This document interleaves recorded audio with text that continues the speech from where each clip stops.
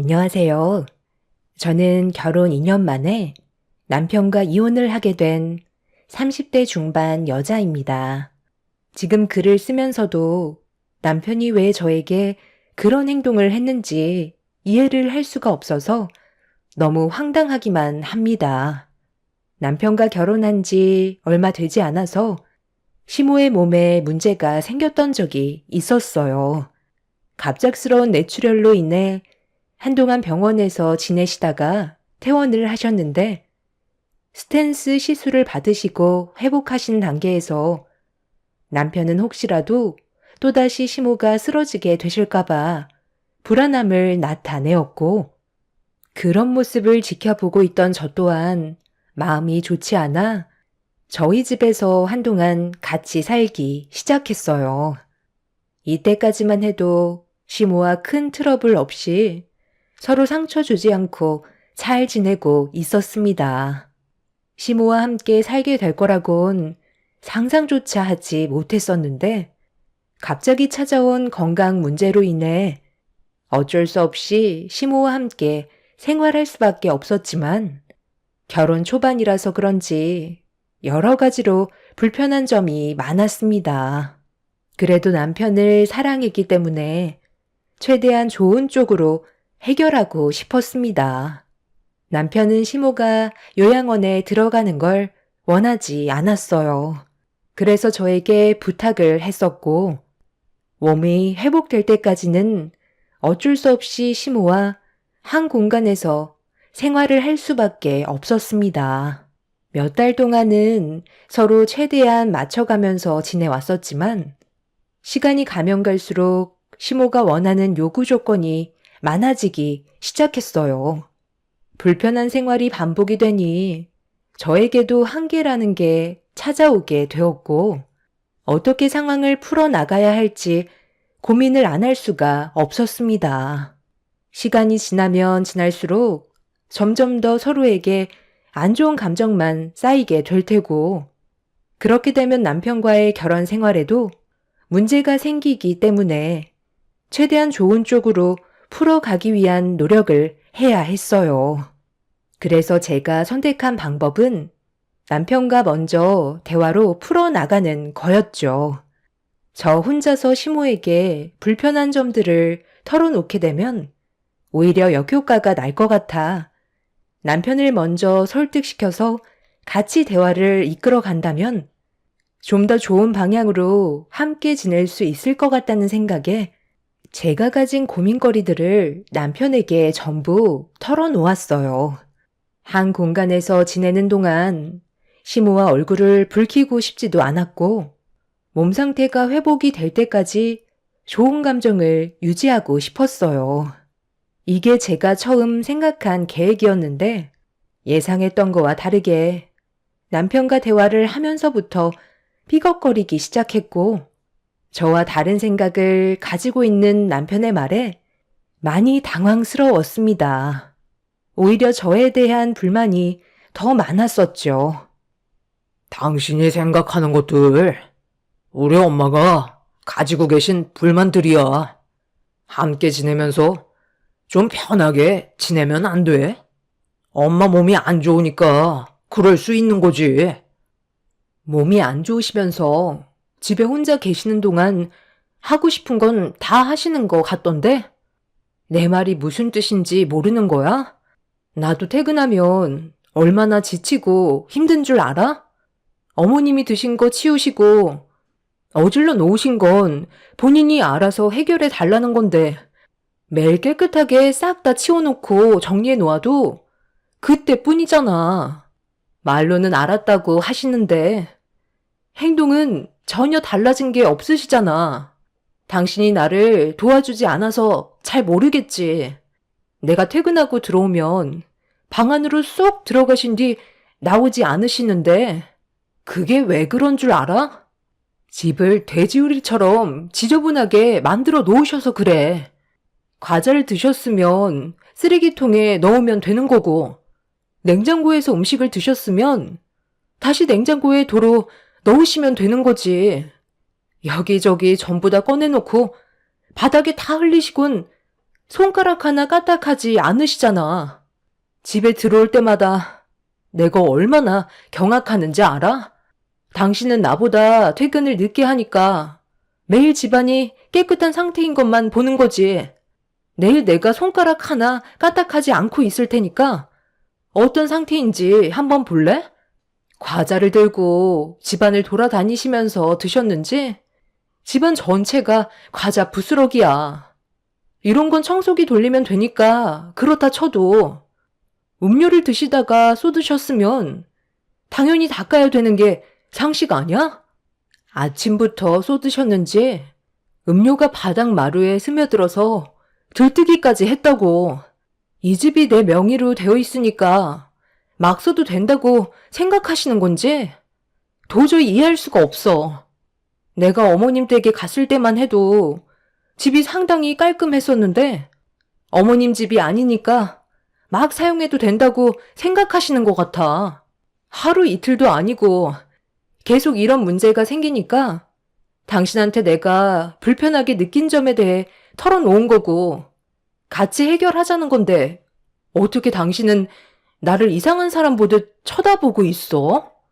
이런 걸 내가 이해하길 바라는 거야? 내가 손가락 하나 까딱하지 않을 테니까 당신이 한번 해볼래? 뭘 그 정도 가지고 그래? 그럼 우리 엄마가 집에서 아무것도 건들지 않고 가만히 계시라는 거야? 생활하시다 보면 그럴 수도 있는 거지. 그리고 뇌출혈 수술 받아서 아직까지 몸이 정상이 아니신데 당연히 여러 가지로 문제가 생길 수도 있는 거지. 몸이 온전하셨으면 그런 행동을 하셨겠어? 그냥 좋게 넘어가자. 건강 되찾으시면 다시 집으로 돌아가실 텐데 그때까지 그냥 당신이 좀 이해할 순 없는 거야? 이런 불만을 나한테 털어놓으면 내가 가서 왜 집안을 개판으로 만들어 놓고 생활하시냐고 당신한테 욕을 한 바가지 얻어먹어서 기분이 안 좋다고 뭐라고 해야 당신 마음이 편할 것 같아? 내가 그러길 바라는 거야? 내 말 뜻을 이해하지 못하는 거야? 나 혼자 말씀드리면 기분 나빠하실 수 있으니까 당신이 상황을 좋게 만들어달라고 부탁하는 거잖아. 왜 내 입장을 고려해주지 않는 건데? 어제는 내 드레스룸에 들어오셔서 속옷을 전부 다 밖으로 꺼내 놓으셨더라고. 이것저것 착용해 보셨는지 전부 헤집어 놓으셨는데 그것도 아무 말 하지 않고 참고 있었어. 그런데 어제 세탁기에 뭐가 있었는지 알아? 내 속옷이 들어가 있었다고. 어머님이 나 몰래 입으셨다니까. 아무리 몸이 좋지 않으시다곤 하지만 이건 정말 아니지 않아? 내가 도대체 어디까지 이해하고 넘어가야 되는 건데? 이런 문제가 지속되면 같이 지낼 수 없을 것 같아. 당신 속옷이 좋아 보이면 그럴 수도 있는 거지. 가족끼리 뭐가 문제가 된다는 거야? 당신 원래 속이 좁은 여자였어? 나는 모든 걸 다 이해해 줄 거라 생각했는데 그게 아니었나 보네. 이런 대화 나누는 것 자체가 당신이랑 나와의 관계에 금이 갈 수 있다는 거 몰라? 이 집이 당신 거라고 더 그러는 것 같은데 이건 아니지 않아? 남편과는 조금도 대화가 통하지 않았어요. 오히려 저를 더 이상한 사람 취급하면서 이해할 수 없다는 표정으로 바라보고 있었죠. 제가 잘못한 게 있으면 충분히 받아들이겠는데 몇 번을 다시 생각해봐도 저는 잘못한 게 없었습니다. 시모의 생각 없는 행동들로 인해 부부관계에 문제가 생겼고 제가 받은 상처와 서운한 감정은 쉽게 풀리지 않고 있었죠. 남편은 저와 나눴던 대화를 조금도 거르지 않고 시모에게 그대로 옮겨서 일러 바치듯이 얘기했어요. 생각이 있으면 최대한 좋게 해결 볼 수 있게 해야 되는 건데 제가 가지고 있던 불만을 하나도 빠짐없이 그대로 전달해 주었죠. 결국 시모는 기분이 상하셨는지 저를 부르셨어요. 내가 몸이 안 좋아서 너희 집에서 지내는 건데 그게 그렇게 마음에 안 들었니? 몸이 좀 불편하다 보면 지우지 못할 수도 있는 거고 속옷도 여유분이 없다 보니까 몇 개 좀 사용한 것뿐인데 그게 그렇게 싫었던 거야? 다시 세탁기에 돌리면 되는 건데 내가 더럽게 느껴졌었나 봐.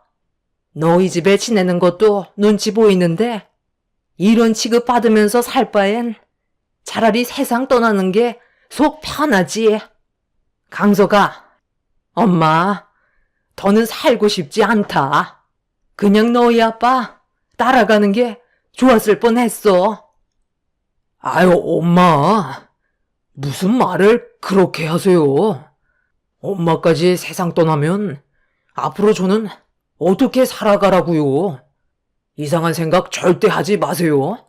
이게 다 당신 때문이잖아. 그냥 좀 좋게 봐주면 되는 거지. 꼭 그런 식으로 말을 해야 됐어? 우리 엄마가 상처 받았잖아. 빨리 사과드리지 못해? 우리 엄마 어떻게 되면 책임질 거야? 됐다. 그만해라. 며느리가 무슨 잘못이 있겠니? 이게 다 내가 부족해서 벌어진 일인걸. 조금이라도 여유가 있었다면 이런 취급받으며 살아왔겠니? 남편과 시모를 바라보고 있는데 정말 어이가 없었습니다. 저는 함께 생활하는 공간에서 서로가 배려를 하면 좋을 것 같아 남편에게 내 고민을 털어놓은 거였는데 남편의 생각 없는 입방정이 상황을 더 악화시키게 된 거였죠. 좋게 해결하려 했던 계획과는 다른 방향으로 흘러가 버리는 바람에 그날 이후 집안 분위기는 순식간에 안 좋아지고 말았습니다. 저 혼자 너무 많은 스트레스를 받고 있는 것 같아 주말에 시모와 남편과 한 공간에 있는 게 답답해서 친정집으로 향했어요. 제가 가지고 있는 고민거리를 엄마한테 털어놓게 되니 한결 마음이 편했었죠. 그런데 제 말을 끝까지 들어주시던 엄마는 예상 밖의 답을 해주셨어요. 사돈을 우리 집에서 생활하게 하는 건 어떻게 생각하니? 건강 상태가 많이 안 좋다면서. 너희 집에서 지내면 하루 종일 혼자 계시는 건데 너무 심심하지 않겠어? 저녁 늦게까지 혼자 지내다 보면 쓸데없는 생각을 할 수도 있는 거고 우울증까지 찾아오면 지금보다 더 상황이 악화될 것 같은데 엄마도 혼자라서 심심했던 참인데 건강을 회복하실 때까지만 같이 지내는 것도 나쁘지 않을 것 같은데 엄마 걱정은 하지 말고 한번 말씀드려봐라. 분명 좋게 생각하실 거야. 왜 엄마가 고생을 해요? 이건 좋은 방법이 아닌 것 같아요. 차라리 요양원에 보내드리는 게 좋겠어요. 오늘 그이랑 진지하게 얘기 좀 해보려고요. 지금 서로가 예민한 상황에서 그 말을 꺼내는 것 자체가 더 안 좋은 상황으로 만들게 되는 거니까 그 말은 전서방과 갈라서겠다는 말로 들리게 될 거다. 너희 결혼한 지 얼마 되지도 않았는데 벌써부터 삐걱거리면 앞으로 어떻게 살아가려고. 엄마가 중간 역할을 잘 해줄 테니까 일단 생각이 있으신지 그것만 여쭤봐라. 엄마는 갑자기 시모와 한 집에서 같이 생활하시겠다며 예상하지 못한 말씀을 하셨어요. 제가 그동안 힘들었던 걸 생각하면 엄마도 분명 스트레스를 받게 되실 텐데 저는 그걸 원하지 않았습니다. 하지만 엄마는 적극적인 모습을 보여주셨고 무슨 생각을 가지고 시모와 함께 생활하시겠다는 건지 이해를 할 수가 없었어요. 괜히 또 큰일이 생기기라도 할까봐 걱정이 많았었죠. 집으로 돌아간 이후 제가 아무것도 하지 않고 있자 엄마는 시모에게 직접 전화를 하셨어요. 방에서 한참 동안 대화를 주고 받으시더니 갑자기 남편을 불러 짐 챙기는 걸 도와달라고 하셨습니다. 시모는 저희 엄마 집에서 지내시기로 결정을 하신 것 같았어요. 여기서 너한테 인간이야 취급을 받으면서 생활하는 것보다야 낫지 않겠니?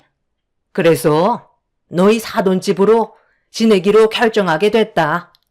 너희 출근하면 하루 종일 집에만 있는데 그 시간 보내는 것도 힘들고 차라리 이번 기회에 사돈과도 친해질 수 있는 좋은 기회 아니니? 네가 무슨 생각하는진 알겠는데 별일 없을 거니 걱정 안 해도 된다. 그럼 앞으로 무슨 일이 있으면 너희 사돈집으로 오도록 해라.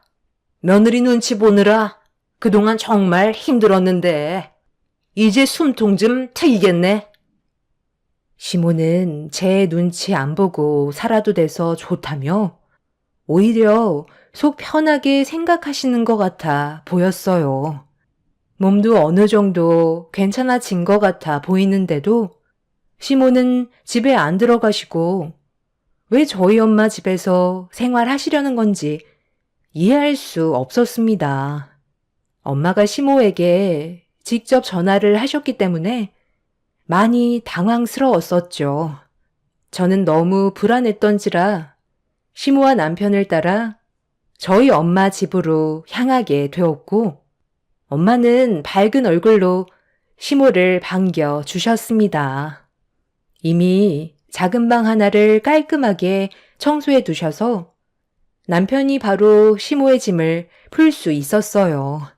엄마의 생각을 알 수 없었던 저는 아무 말 하지 않고 지켜만 볼 수밖에 없었어요. 나중에 다시 여쭤볼 생각을 가지고는 있었지만 시모는 집안을 둘러보시면서 만족해 하시는 눈빛을 볼 수 있었습니다. 거실이 시끌벅적해지자 2층에서 손님이 왔냐며 누군가 걸어 내려오길래 확인을 해보니 이모가 자다 일어나셨는지 아래층을 바라보고 계셨어요. 워낙 바쁘신 분이라 얼굴 한번 뵙는 게 쉽지 않았는데 연락도 없이 엄마 집에 오셔서 저도 많이 놀랐었죠. 그런데 저희 이모를 본 시모가 얼굴 표정이 굳어지면서 거실로 내려오는 이모에게 질문을 하셨어요. 아이고, 오늘 놀러 오셨나 보다. 저도 오늘부터 사돈집에서 도움 좀 받으려고 왔거든요. 제가 갑자기 뇌출혈이 와서 수술을 받았는데 회복하는 기간이라 혼자서 집에 있는 게 불안해서 며느리한테 도움을 받고 있었거든요. 그런데 며느리 집에서 지내는 게 쉽지 않다 보니 고민을 하고 있었는데 사돈이 마침 제 마음을 알고 계셨는지 저를 도와주신다고 하셔서 오늘 오게 됐거든요. 혹시 얼마나 계실 생각이세요? 저는 사돈과 단둘이 있게 될 줄 알고 온 거거든요. 네. 제가 동생 집에 있는 게 많이 불편하신가 보네. 걱정 마세요. 잠깐 얼굴 보러 온 거라 그 집에 갈 거거든요. 지금 혼자서 지내다 보니 심심해서 온 것뿐이에요. 이모는 최근에 이혼을 하신 터라 혼자서 지내고 계셨는데 사업 때문에 많이 바쁘셔서 얼굴 한번 뵙기 힘들었었는데 시간적 여유가 생기셨는지 그날 저희 엄마 집에서 하루를 보내고 계셨죠. 시모는 이모가 곧 가실 거라는 말에 굳어졌던 표정은 다시 밝아졌고 엄마는 시모가 오신다고 저녁상까지 차려 놓으셨습니다. 이모는 저희 가족의 시간을 방해하고 싶지 않다며 나중에 시간 될 때 다시 보자고 서둘러 나가셨어요. 워낙 바쁘신 분이시라 전화가 끊임없이 울리고 있었죠. 시모는 주방에 차려진 음식들을 보고 입을 다물지 못하셨어요. 저희 집에 계실 때와는 전혀 다른 음식들로 준비가 되어 있어서 상당히 만족해하고 계셨죠. 아이요, 사돈 집에서 지내기로 결정했던 게 정말 잘한 선택이었네요. 앞으로 이런 음식들로 대접받을 수 있는 거잖아요. 그동안 혼자 지내는 게 너무 외롭고 힘들었었는데 앞으로 그냥 사돈 집에서 눌러 앉을까 봐요. 이런 음식 매일 먹으면 몸도 금방 좋아지겠네. 며느리는 나보고 맨날 집안을 쓰레기장 만들어 놓는다고 화만 내던데 이 나이 먹고 며느리한테 욕먹는 게 얼마나 서럽던지 그동안 며느리 집에 있으면서 정신적으로 너무 힘들었다니까요. 앞으로의 생활이 기대가 되네요. 네, 준비한 것도 없는데 맛있게 드세요. 하루빨리 건강을 되찾으셨으면 좋겠네요. 그리고 제 딸이 사돈한테 악한 마음으로 그런 건 전혀 아니니까 이해해 주세요. 장모님, 이 사람이 그동안 저희 엄마한테 얼마나 눈치를 줬었는데요. 저한테 쉬지 않고 불만을 털어놓는데 기분이 정말 안 좋았었다니까요. 어머, 내가 뭘 눈치를 줬다고 그래? 당신도 어떤 상황이었는지 뻔히 알면서 그런 말이 나와? 이상한 사람 만들지 말고 밥이나 먹지 그래? 사돈, 저거 봐봐요. 하늘 같은 자기 남편한테 대드는 거 보면 지금 둘 사이가 어떤지 아시겠죠? 이게 맞는 거예요. 마음 같아선 한 소리 하고 싶은데 오늘 사돈이 저를 위해 신경 써주신 거 생각해서 정말 많이 참고 있는 겁니다. 사돈은 멀쩡한데 며느리 너는 왜 그 모양이니? 매사가 항상 불만투성이야? 엄마는 시모의 거침없는 말에 미소만 띠고 계셨어요. 제 속이 끓고 있는데도 엄마가 힘들게 음식하신 걸 생각해서 꾹 눌러 참고 있었죠. 그렇게 힘든 시간을 보낸 뒤 남편과 저는 집으로 돌아왔어요. 이미 서로가 안 좋은 감정 상태였기 때문에 집안에서는 침묵만 흐르고 있었고 저희 부부 관계는 좀처럼 좋아지지 않았습니다. 제가 잘못한 건 없기 때문에 먼저 손을 내밀 이유가 없었고 남편이 손을 내밀어도 화해하고 싶은 마음도 없었죠. 그렇게 며칠의 시간 동안 저와 남편은 틈날 때마다 친정집에서 각자의 엄마를 살폈습니다. 저에게 말은 안 하셨지만 시모 때문에 상처를 받으셨을까봐 엄마의 얼굴을 예민하게 볼 수밖에 없었죠. 며칠간 신경 쓸 만한 문제는 없었는데 주말에 친정에서 시간을 보내는 동안 엄마가 잠깐 지인을 만나러 간다며 외출을 하신 사이 시모가 저를 부르셨어요. 별로 대화하고 싶지 않았지만 그래도 무슨 말씀을 하시려는 건지 드러나 보려고 자리에 앉았고 뒤이어 남편도 시모 옆에 앉았습니다. 너도 알다시피 내 몸이 조금씩 좋아지고 있기는 한데 그래도 사돈이랑 한 공간에 사는 게 마음이 편한 건 아니잖아. 저번에 너희 이모님이 사돈집에 오셨을 때 대충 들어보니 혼자 살고 계신 것 같은데 이참에 너희 사돈이 네 이모네로 거주지를 옮기는 건 어떻게 생각하니?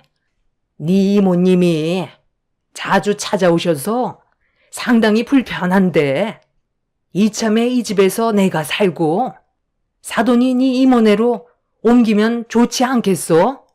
내가 이렇게 얘기하는 건 너도 좀 거들어 달라는 거야. 내 말 무슨 뜻인지 알지? 네? 뭐라고요? 저희 엄마 집을 어머님한테 드리라고요? 저희가 왜 그렇게 해야 되는 건데요? 어머님 집 있으시잖아요. 몸도 좋아지셨으면 그만 댁으로 돌아가시면 되잖아요. 계속 저희 엄마 집에 지내시는 것도 눈치 보이지 않으세요? 하루 이틀도 아니고 벌써 몇 달이나 시간이 흘렀는데 저희 엄마가 말은 안 하시지만 상당히 힘드실 거라고요. 방금 하신 말씀은 못 들은 걸로 할 테니까 이제 그만 댁으로 돌아가 주세요. 지켜만 보는 것도 한계라고요.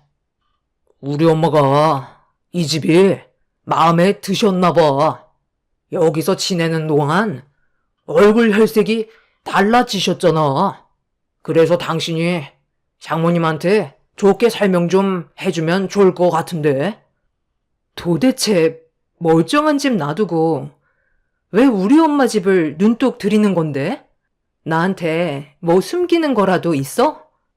어머님, 저한테 말하지 않은 거라도 있는 거예요?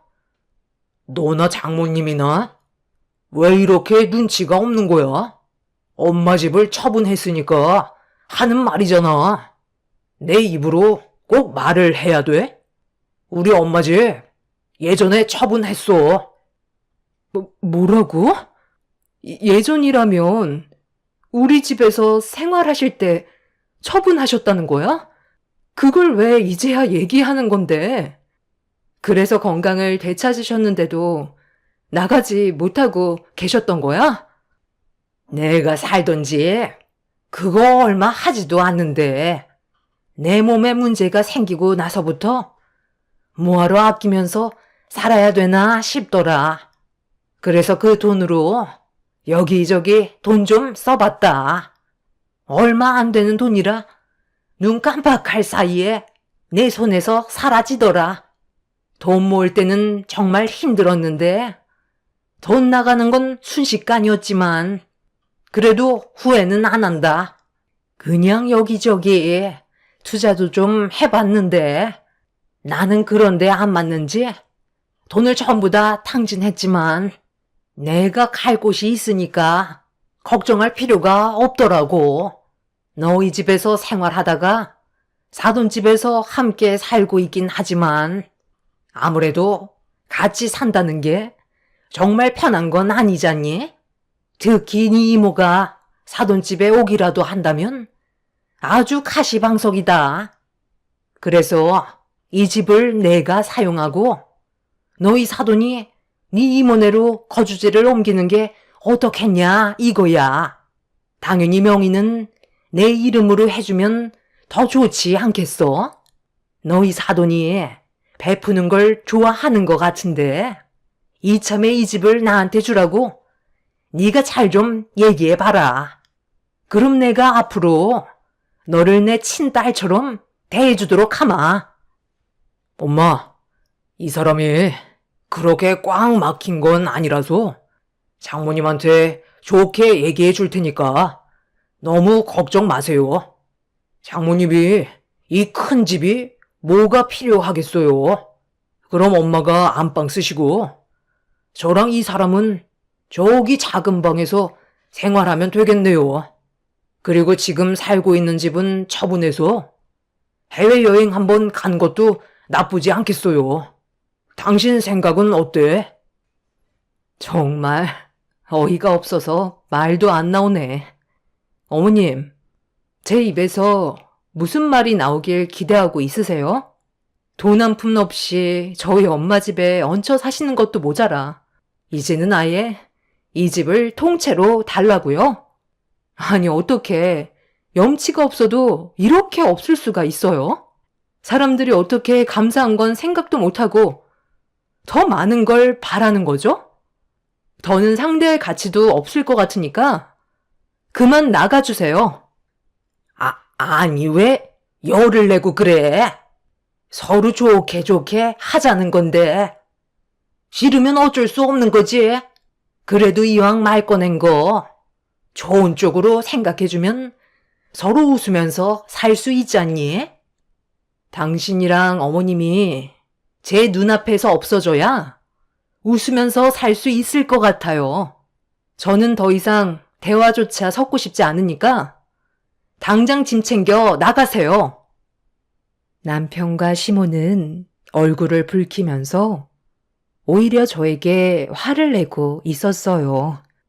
두 사람 입에서 상상조차 하지 못했던 말들이 나와 입을 다물지 못했고 더는 상대할 가치가 없다고 생각했었습니다.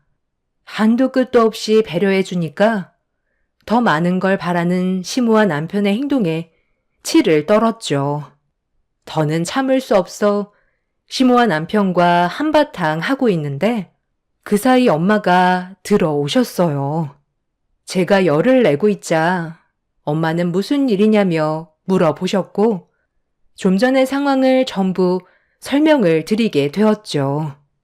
엄마는 묵묵히 들으시더니 다시 현관문을 여셨고 누군가에게 들어오시라며 집안으로 건장한 남자 몇 명을 부르셨습니다. 그리고 엄마는 메고 계셨던 가방을 거실 테이블 위에 올려 놓으셨어요. 그리고 건장한 남자들은 갑자기 남편과 시모에게 수갑을 채웠고 순간 당황한 남편과 시모는 뭐 하는 짓이냐고 발버둥 치고 있었어요. 저도 놀라서 무슨 일이냐며 여쭤보니 엄마는 가방을 뒤집어 물건을 쏟아내셨습니다. 그 안에서는 온갖 금품들이 쏟아져 나왔어요. 충격적이게도 엄마가 외출을 한 사이 시모는 남편을 불러 친정에 있던 금품들을 금은방에 가지고 가 처분을 하고 있었죠. 엄마는 좋은 마음으로 시모의 건강을 생각해서 잠깐 동안 같이 지내고 싶어 하셨는데 시모는 저희 엄마 집에서 다른 생각을 가지고 계셨던 거였죠. 그리고 시모는 혼자서 저지른 게 아닌 남편과 함께 엄마의 금품을 털었던 거였어요. 시모와 남편이 잡히게 되었던 건 충격적이게도 엄마의 금품을 처분했던 금방이 이모부가 운영하시던 금방이었어요. 이 사실을 전혀 몰랐던 시모는 엄마의 금품을 처분했던 거였죠. 엄마가 가지고 계셨던 금품들의 대부분은 이모부 금방에서 구입한 것도 있지만 이모부가 선물해 드렸던 것들도 있었기 때문에 시모와 남편이 범행을 저질렀다는 걸 알 수 있었습니다. 이 소식을 듣게 된 엄마는 잠깐 외출을 한다는 핑계로 이모부한테 어떤 상황이었는지 전부 다 설명을 드린 뒤 경찰서에 신고를 한 거였어요. 결국 시모와 남편은 범행을 인정했고 저는 너무 큰 충격을 받아 그 자리에서 결혼을 끝냈습니다. 벌이가 얼마 되지 않던 남편과 돈 한 푼 없던 시모는 들키게 될 거라곤 생각하지 못했는지 금품을 처분한 돈으로 주식에 투자하려는 계획을 가지고 있었어요. 그 전에 막아서 다행이었지만 너무 큰 충격을 받았던 터라 저는 남편의 뺨에 손을 올려붙이고 말았습니다. 뒤늦게서야 시모는 잘못을 인정하고 용서를 구했지만 저희 가족은 이미 시모를 용서해줄 마음이 없었습니다. 이모부는 이모와 이혼을 하셨는데도 저희 엄마가 안 좋은 상황에 빠지는 걸 바라지 않으셔서 도와주셨던 거였죠. 그리고 최근에 이모와 이모부가 재결합하신다는 소식도 들을 수 있었습니다. 이 일이 있고 난 이후 시모와 남편은 현재 법적 처벌을 받기 위해 소송 중에 있습니다. 저희 가족이 받았던 정신적인 충격에 대한 위자료까지 소송을 진행 중에 있죠. 호의를 베풀면 당연한 권리로 생각하던 그 사람들의 끝을 보게 되었지만 기분이 많이 안 좋습니다. 사랑하던 사람이 변해가고 있는 모습을 보게 되었으니까요. 앞으로 그 사람들이 정신 차리고 살아갈지는 모르겠지만 자신들이 뭘 잘못하며 살아왔는지 조금이라도 느꼈으면 좋겠어요. 결혼 생활한 지 얼마 되지 않아 그 사람들에게서 빠져나온 것만도 감사하게 생각하며 살아가려고요. 제 사연 들어주신 분들 오늘 하루도 행복하세요. 감사합니다. 안녕하세요. 저는 이번 설 연휴 때 판도라의 상자를 열게 되면서 말도 안 되는 일을 겪게 된 40대 중반 남자입니다. 불과 며칠 전의 일이라 그런지 아직도 충격에서 벗어나지 못하고 있습니다. 제가 처가 식구가 된 지 벌써 10년이 넘었고 그동안 사이로서가 아닌 친아들처럼 살아왔었는데 어떻게 저한테 이런 일들을 숨길 수 있었는지 너무 마음이 아픕니다. 제 사연은 지금으로부터 3달 전부터 이미 시작이 되고 있었습니다. 그날은 이상하게도 아내가 혼자서 처가에 다녀오겠다는 말을 했어요. 아내와 그동안 살면서 단 한 번도 따로 처가에 보낸 적이 없었기 때문에 같이 가길 원했지만 아내는 이런저런 핑계를 대면서 혼자 가길 원했습니다. 뭔가 느낌이 좋지 않아 처가에 무슨 일이 생겼냐고 물어봤는데 아내는 별일 아니라면서 집안일이라는 말로 둘러댈 뿐 정확하게 무슨 일인지 말을 해주지 않더라고요. 아내가 극구 반대하니 저 또한 당황스럽기도 해서 일단 그냥 보냈습니다. 나중에 설명해 줄 거라 믿고 아내의 돌발 행동을 지켜볼 수밖에 없었어요. 늦게라도 들어오겠다니 기다리면서 제가 애들을 보고 있었고 새벽 시간이 되어서야 아내가 들어오게 되었죠. 그런데 제가 안 자고 기다리고 있자 현관문을 열면서 들어온 아내는 약간 흠칫 놀라더니 무심한 듯 저에게 말을 붙이기 시작했어요. 하지만 정작 제가 궁금해하는 건 대답해 주지 않길래 직접적으로 물어봤습니다. 처가에 다녀왔으니까 이제 무슨 일 때문에 다녀왔는지 말해줘도 되잖아. 지금까지 함께 결혼 생활하면서 단 한 번도 당신 혼자 처가에 간 적이 없었는데 오늘은 왜 그렇게 한 거야? 처가에 안 좋은 일이라도 생기기라도 했어? 별일 아니야. 나도 당연히 당신이랑 같이 가는 걸 원하지. 그런데 이번에는 부모님과 개인적으로 좀 볼 일이 있었거든. 무슨 볼일이길래 당신 혼자 가야만 했던 건데. 내가 납득이 될 만한 이유라면 그냥 넘어가겠는데 오늘 당신은 상당히 낯설고 내가 알던 사람이 아닌 것 같아서 그러지. 정확하게 왜 혼자 가야만 했고 장인 장모님과 무슨 대화를 나눴는지 나한테 다 말해봐. 그래, 솔직하게 얘기할게. 일단 우리 부모님께서 당신은 모르길 원하고 계셔. 이게 좀 예민한 문제거든. 돈과 관련되어 있어서 웬만하면 당신한테까지 알리고 싶지 않았던 것 뿐이야. 우리 부모님이 이번에 사기를 좀 당하신 것 같아. 그래서 피해 금액이 얼마나 되는지 부모님께 사기를 친 범인은 잡을 수 있는 건지 알아보기 위해 나만 따로 부른 거였어. 우리 부모님께서 당신을 친아들처럼 생각하고 있는 거 잘 알고 있지? 하지만 이번 문제는 돈과 관련되어 있기 때문에 그만큼 예민해서 당신한테 말하길 꺼려 하시길래 나 혼자 가게 된 거야. 당연히 당신이 하루빨리 해결해주면 좋겠지만 이미 경찰한테도 신고 접수가 되어 있는 상태이기 때문에 최대한 기다리고 있는 것뿐이야. 담당 경찰이 신원이 확보되어 있어서 잡히는 건 시간 문제라고 했거든. 피해 금액이 2억 정도 되는데 부모님 말고도 꽤 여러 사람이 사기를 당했던 것 같아. 하루빨리 잡히길 바랄 뿐이지. 그러니까 당신도 너무 걱정하지 마.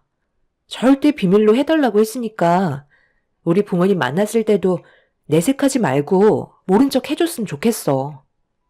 아무리 당신이 아들 같다 해도 알리고 싶지 않은 일들도 있기 마련인 거야. 아내의 말을 듣고 있던 저는 예상치 못한 말을 들어서 상당히 놀랐고 아내의 얼굴에는 근심이 가득해 보였습니다.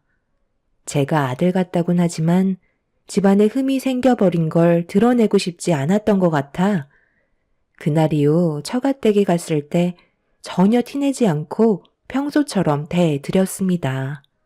그리고 이 문제에 대해 뒤에서 알아본 결과 장인 장모님께서 정말로 부동산 사기를 당하신 걸 확인할 수 있었고 저는 묵묵히 뒤에서 이것저것 필요한 것들을 도와드리며 해결해 나가자 범인이 잡혔다는 말을 들을 수 있었습니다.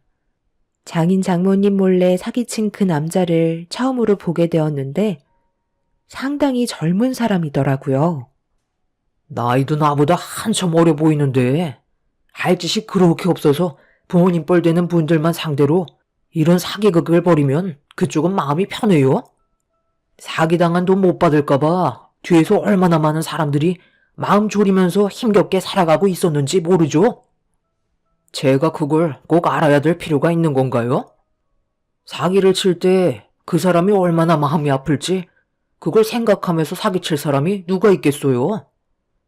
그리고 그쪽이 저한테 무슨 말을 한다 해도 저는 조금도 잘못했다고 생각하지 않습니다. 어차피 법적 처벌받고 몇 년 썩다 나오면 저는 이 일을 또 시작할 거거든요. 그땐 지금보다 더 철저하게 사람들 속여서 많은 돈을 사기칠 계획인데 그쪽이 아무리 떠들어봤자 저를 막지는 못해요.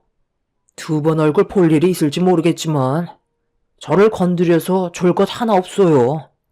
저는 그쪽이 알지 못하는 일들도 상당히 많이 알고 있거든요. 쓸데없이 여기서 이럴 시간에 그쪽 처가 식구들이나 챙기는 게 좋을 것 같은데요. 저는 더 이상 대화 자체를 섞고 싶지 않으니까 이만 들어가겠습니다. 남자는 자신의 잘못을 전혀 뉘우치지 못하고 있었어요.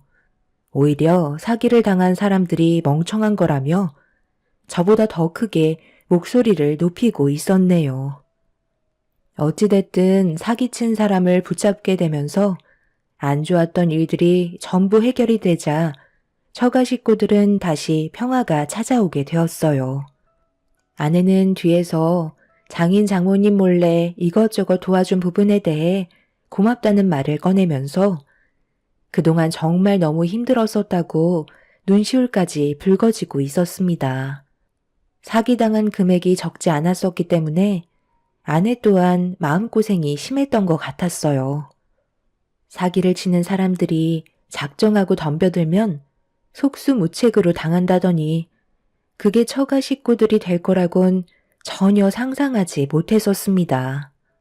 정말 다행인 건 장인 장모님의 얼굴빛은 다시 예전으로 돌아오게 되셨고 평소와 다를 것 없는 모습으로 저를 대해 주셨어요. 그렇게 별일 없이 일상으로 돌아간 어느 날 퇴근하고 집에 들어왔는데 아내는 제가 들어온 줄도 모르고 안방에서 누군가와 언성을 높이며 통화를 하고 있었습니다. 꽤 심각한 대화를 주고받고 있길래 조심스럽게 문 앞에서 대화 소리를 엿들으려 하는 순간 버럭 화를 내며 전화를 끊음과 동시에 안방문을 활짝 열었네요. 제가 온 줄 모르고 있었던 아내는 화들짝 놀라면서 언제부터 서 있었냐고 저에게 화를 내기 시작했어요. 저 또한 당황한 나머지 방금 들어왔다면서 누구랑 통화하길래 열을 올리냐고 물어보자 별일 아니라면서 통화한 부분에 대해 신경 쓰지 말라고 부엌으로 걸어가 저녁 준비를 하기 시작했어요. 그런데 갑자기 털썩 주저앉더니 오열을 하길래 이유도 모르고 아내의 모습을 지켜볼 수밖에 없던 저는 아무것도 해줄 수가 없었어요. 상당히 예민해져 있는 상태인 것 같아 눈물을 쏟아내고 있는 모습을 지켜보고 있는데 아내의 핸드폰에서 또다시 전화가 울리고 있길래 누구냐고 물어보니 장모님이셨네요. 무슨 상황인지 전혀 알지 못한 저는 아내를 바라보며 침착하게 상황 설명을 해달라고 얘기하자 아내는 아무 말도 하지 못하고 있었어요. 뭔가 느낌이 좋지 않다는 걸 느낀 저는 제가 대신 받아도 되냐고 물어보려 하는데 아내는 전화기의 전원을 꺼버리더니 안방으로 들어가 이불을 덮어 버렸습니다. 10년간 아내와 함께 살아가면서 이렇게 답답했던 적은 처음이었고 아내의 눈에서 눈물이 흐르는 것도 처음이었어요. 어쩔 수 없이 장모님께 전화를 할 수밖에 없었네요. 장모님, 접니다. 유아 엄마랑 무슨 일 있으셨어요? 지금 안방에서 나오지도 않고 눈물까지 흘리면서 상당히 힘들어하고 있어요. 이건 내 딸과 둘만의 일이라 자네는 알 필요 없고 당장 전화 좀 바꿔보게. 엄마가 얘기하고 있는데 전화기 전원을 끄면 어쩌자는 거야? 그리고 자네는 뭘 그리 사사건건 참견이야. 내가 모든 걸 알려줄 필요는 없잖나. 장모님, 말씀이 좀 심하신 거 아니에요? 제가 오죽하면 이러겠어요. 애들 엄마가 눈물을 흘리고 있는데 어느 남편이 그걸 보고만 있겠어요? 제 손에서 해결할 수 있는 부분이면 저한테 말씀해 주세요. 저는 가족 아닌가요? 장모님은 저와 통화하고 싶지 않으셨는지 전화를 끊어버리셨고 더 이상 받지 않으셨습니다. 안방으로 다시 들어가 눈물을 흘리고 있는 아내에게 어떻게 된 일인지 다시 물어봤지만 지금은 대화하고 싶지 않다며 나가달라고 하길래 아내도 어느 정도 진정이 필요해 보이는 것 같아 어쩔 수 없이 제가 애들을 돌보면서 아내가 안방에서 나오길 기다리고 있었습니다. 그렇게 한참의 시간이 지난 뒤에야 어느 정도 진정이 되었는지 방에서 걸어 나온 아내는 제 옆에 앉더니 힘겨운 모습을 보여주고 있었어요.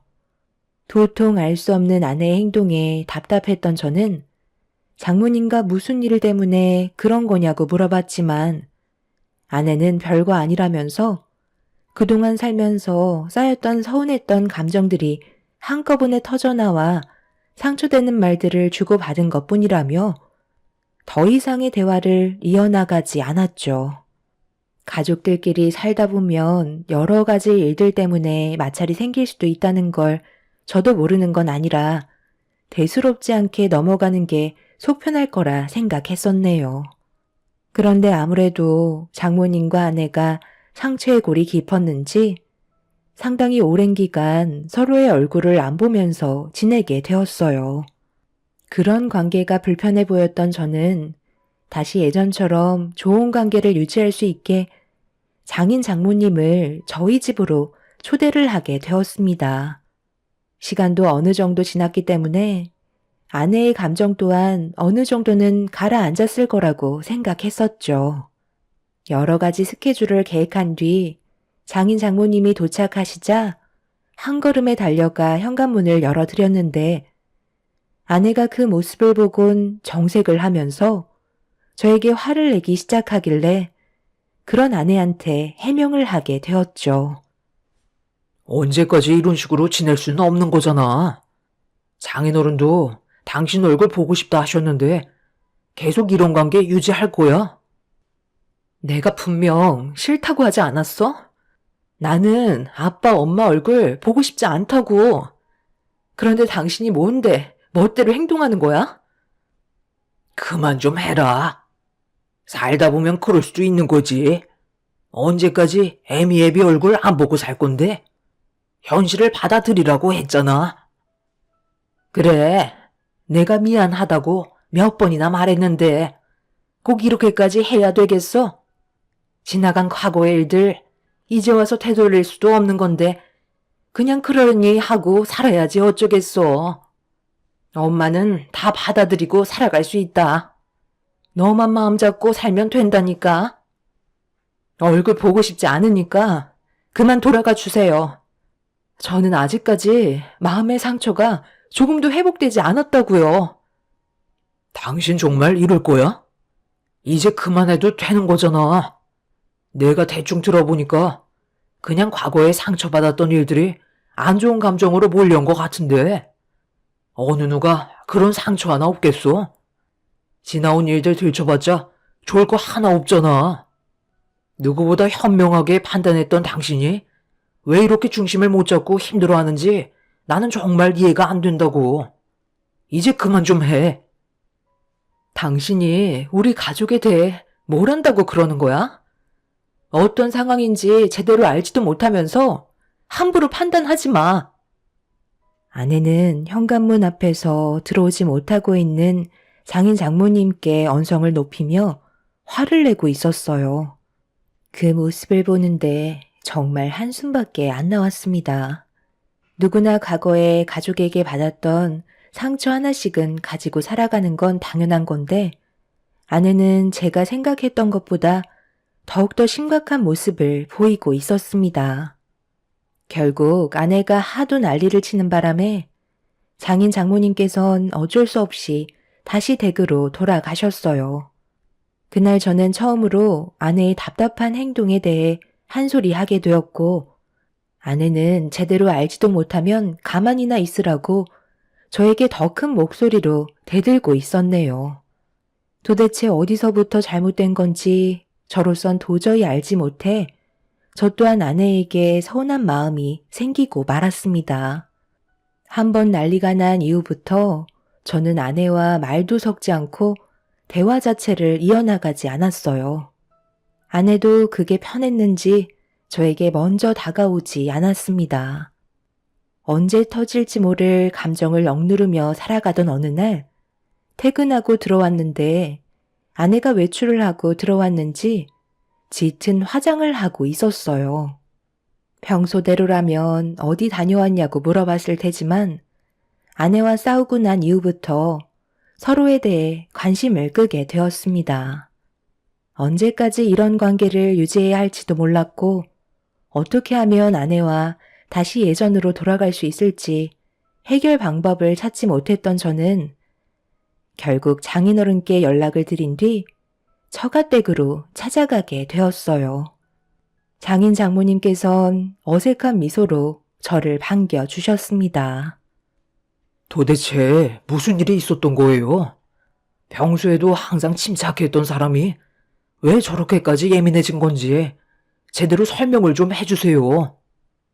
내가 자네에게 미안하네. 그런데 사람이 살다 보면 말하지 못할 사정도 있는 거야. 자네가 답답해하는 거 우리가 모르는 건 아닌데 지금은 시간이 좀 필요할 것 같네. 사람은 누구나 다 살다 보면 실수도 하기 마련이잖아. 그냥 단순하게 생각해줬으면 좋겠어. 우리도 해결 방법을 찾으려고 애쓰고 있긴 하지만 이 문제가 단순한 건 아니거든. 모르는 게 약이라는 말도 있잖아. 자네가 괜히 파헤쳐서 좋을 거 하나 없다는 말이야. 상처는 우리까지로 족하네. 자네한테까지 우리가 겪고 있는 아픔을 나눠주고 싶지 않으니까 가족 일에 너무 깊게 관여하지 않았으면 좋겠어. 그럼 이거 하나만 말해주세요. 지금 장인어른께서 제가 모르는 게 약이라고 하셨잖아요. 만약 제가 알게 된다면 그 사람과 저와의 관계에 상당한 영향을 끼치게 되는 건가요? 이혼까지도 고려해야 될 문제인 건가요? 그게 아니라면 장인 장모님과 인연을 끊어야 되는 건가요? 이거 하나만 말씀해 주시면 그냥 모른 척하고 살아가겠습니다. 장인 장모님은 제가 물어본 질문에 대해 침묵을 유지하셨는데 그게 더 충격이었습니다. 아무 말도 하지 않으신 걸 보면 저한테 말하지 못하고 있는 사실을 알게 된다면 지금까지 꾸려온 가정생활에 엄청난 파장을 불러일으키게 될 거라는 걸 인지할 수 있었습니다. 그렇게 되자 다시 되묻는 것도 두려워지게 되었고 순간적으로 제 눈앞에 아이들이 떠올랐어요. 결국 아무것도 얻지 못한 채 집으로 돌아온 저는 그때부터 아내의 행동을 유심히 관찰하게 되었죠. 저에게 아무 말도 하지 않은 채 침묵을 유지하고 있는 아내와 장인 장모님을 지켜보기만 하던 어느 날 퇴근을 하고 집으로 들어가려 하는데 아내가 급하게 건물 밖으로 나와 대기하고 있던 택시에 올라타는 모습을 목격하게 되었어요. 얼마 전에 짙은 화장을 했던 모습과 똑같길래 어디를 가는지 확인해 보는 게 좋을 것 같아 아내의 뒤를 따라가기 시작했네요. 그렇게 한참을 달려 도착한 곳은 어느 한 건물 앞이었고 택시에선 아내가 내리자 그 앞에 장인 장모님이 기다리고 계셨습니다. 절대 부모님의 얼굴을 안 보겠다던 아내가 두 분을 만난 모습을 보게 되면서 저 또한 많이 당황스러웠고 어떻게 돌아가는 상황인지 알 수 없어 급하게 차에서 내려 그 뒤를 따라가게 되었습니다. 그런데 아내가 장인 장모님을 모시고 함께 들어간 곳은 별거 없는 여행사였어요. 여행을 가는 거면 크게 문제는 없는 건데 왜 저한테까지 숨기면서 해외여행을 준비하려는 건지 이해할 수 없었습니다. 그렇게 한참 동안 처가 식구들이 나오길 기다리고 있던 그때 아내가 여행사 문을 열며 밖으로 나왔고 장인 장모님은 아내에게 잘 선택한 결정이라면서 주변을 살피더니 다른 곳에서 대화를 하자고 장소를 옮기려 하길래 저 또한 거리를 두면서 처가 식구들의 뒤를 따르게 되었죠. 그렇게 한적한 골목길로 들어간 처가 식구들은 알 수 없는 대화를 이어가기 시작했고 해외여행 일정이 이번 설 명절 끝나고 바로 출발할 거라는 말을 듣게 되었네요. 잘 선택했다. 이번 결정이 가족 모두가 다시 평화를 찾는 길인 거야. 그러니까 엄마 말대로 최대한 빨리 결정했으면 사이가 의심하지 않았을 거 아니야. 얼마나 간 떨어졌는지 아니? 우리 입장은 어떻겠어? 아들같이 생각했던 사이한테 거짓말하는 게 쉬운 것도 아니고 솔직히 모든 걸 털어놓고 싶었는데 그렇게 된다면 잃을 게 너무 많잖아. 그래서 입 꼭 다물고 있었다. 잘하셨어요. 일주일 정도면 딱 적당할 것 같아요. 의심사지도 않고 그 사람은 어차피 일이 바빠서 저희끼리 관계회복차 다녀온다고 대충 둘러대면 더 이상 물어보려 하지 않을 거예요. 그 사람도 가족의 평화를 우선시하는 사람인지라 지금까지 힘들게 일궈온 가정이 깨지는 걸 원치 않을 테니 의심이 간다 해도 물어보려 하지 않을 테고 시간이 지나면 자연스럽게 지금 현재 의심되는 상황을 전부 잊을 거예요. 그러니 이번 일만 최대한 조심스럽게 해결하는 게 좋겠어요. 그런데 하나 더 걸리는 문제가 있는데 그건 괜찮을까? 우리만 알고 있는 사실은 아니잖아. 정말 괜찮겠지? 지금 그게 뭔 상관이야? 그거랑은 아예 다른 사건인데 당연히 걱정할 필요는 없는 거지. 쓸데없이 신경 쓰지 말고 일단 눈앞에 해결해야 될 문제만 서둘러 정리하는 게 우선이라고. 그때까지 우리는 계속 안 좋은 감정을 유지하고 있는 상태로 연기하면 되는 거니까 긴장 풀지 말고 다들 알겠지? 이보다 좋은 계획이 있는 것도 아니잖아. 우리는 최선을 다하고 있는 거야. 처가 식구들은 알 수 없는 대화를 이어나가고 있었지만 결정적인 말은 하지 않고 있었어요. 그래서 좀 더 조사가 필요해 보였고 저한테 무언가를 숨기려고 계획을 꾸미고 있다는 건 확실하게 알 수 있었던 날이었네요. 그렇게 먼저 집으로 들어온 저는 아내가 현관문을 열고 들어오는데도 평소처럼 아무 말 없이 상황을 지켜보며 침묵을 유지하고 있었어요. 그런데 아내가 먼저 저에게 다가와 대화를 시도했고 장인 장모님과 관계 회복을 위해 해외로 일주일간 여행을 다녀올 거라는 말을 꺼냈네요. 그 말을 듣고 있던 저는 아무렇지도 않은 척 연기를 하면서 다녀오라고 얘기했어요. 제가 모든 걸 듣고 있었다는 걸 전혀 눈치채지 못한 아내는 저를 완전히 속였다고 생각했는지 곧바로 장모님께 전화를 걸어 제가 들을 수 있게 통화를 시작하고 있었죠. 그렇게 때를 기다리며 아내가 계획했던 날이 점점 다가오고 있었는데 설 연휴에 불가피하게 야근을 해야 된다는 말에 어쩔 수 없이 아내에게 상황 설명을 한 뒤 야근이 끝나고 처가댁에 들리기로 계획을 세우게 되었습니다.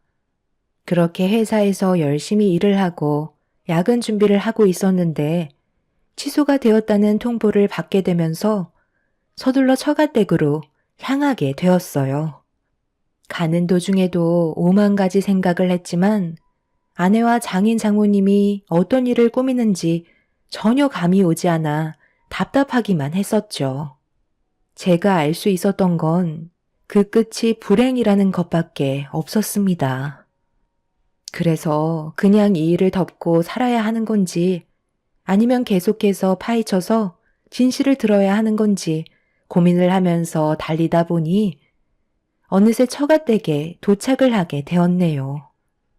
그렇게 차에서 내려 현관문 앞에 섰고 비밀번호를 누르려 하는데 신발이 문틈에 끼어져 있어서 문이 제대로 닫혀 있지 않길래 아무 생각 없이 현관문을 열고 들어가려는 순간 충격적인 한마디가 제 귀에 들어오면서 급하게 현관문 틈에 신발을 껴둔 채로 조심스럽게 다가가 장인 장모의 밀담을 엿듣게 되었는데 온몸에 소름이 돋고 말았습니다. 걔가 그런 말을 했다고? 지구 끝까지 쫓아와서 우리 집안을 무너뜨리겠다는 말을 했단 말이야? 어이없는 놈이구만. 사기꾼 주제에 어디서 지금 우리 집안과 엮이려 들고 있어? 그래서 얼마를 원했는데? 돈을 요구했었다며? 말도 마. 얼마나 겁을 주던지. 자기가 쓴 편지를 사위가 볼 때까지 계속해서 보내겠다잖아. 저번에 사기쳐서 가져간 돈 2억을 돌려달래. 그럼 아무 말 하지 않고 사라지겠다는데 그놈이 누구야? 사기꾼이잖아. 돈 받고 다시 나타날 게 뻔하다니까. 그럼 어떡하게. 그놈은 왜 갑자기 날린 거야? 차라리 이사 가는 게 좋지 않을까? 이게 다 엄마 아빠 때문이라고. 너 정말 말 웃기게 한다. 이게 왜 우리 탓이니? 그래, 사기를 당한 건 엄마 아빠 탓이지만 그놈이랑 바람을 피운 건 너 탓이잖아. 현란한 현울림에 놀아나선 임신까지 한 주제에 어디서 계속 큰 소리야? 네가 생각 없이 저지른 행동이 이렇게까지 발목이 잡히게 만들었으면서 엄마 아빠한테 탓을 돌려? 사이가 이 사실을 알아봐. 유아 아빠가 얼마나 큰 상처를 받겠니? 엄마가 계획해서 지금 상황 정리할 수 있었던 거지?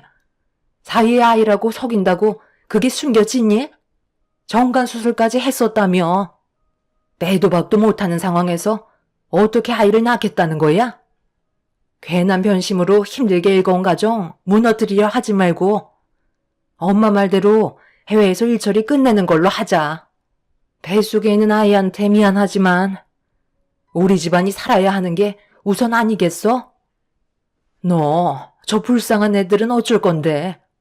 쟤들이 뭔 잘못이니? 너희들 이혼하는 걸 봐야 할 이유는 없는 거잖아. 그놈이 2년 뒤에 출소하니까 그 전에 우리는 다른 지역으로 이사하면 되는 거고 그곳에서 조용히 살면 되는 거야. 내 말 무슨 뜻인지 알겠지? 지금 이게 다 무슨 말이죠? 당신 뱃속에 왜 교도소에 수감되어 있는 그놈의 아이를 가지고 있는 건데? 지금 장모님이 하신 말씀이 전부 다 사실이야? 당신이 그 사기꾼이랑 바람이 나서 임신까지 한 게 정말 사실이냐고?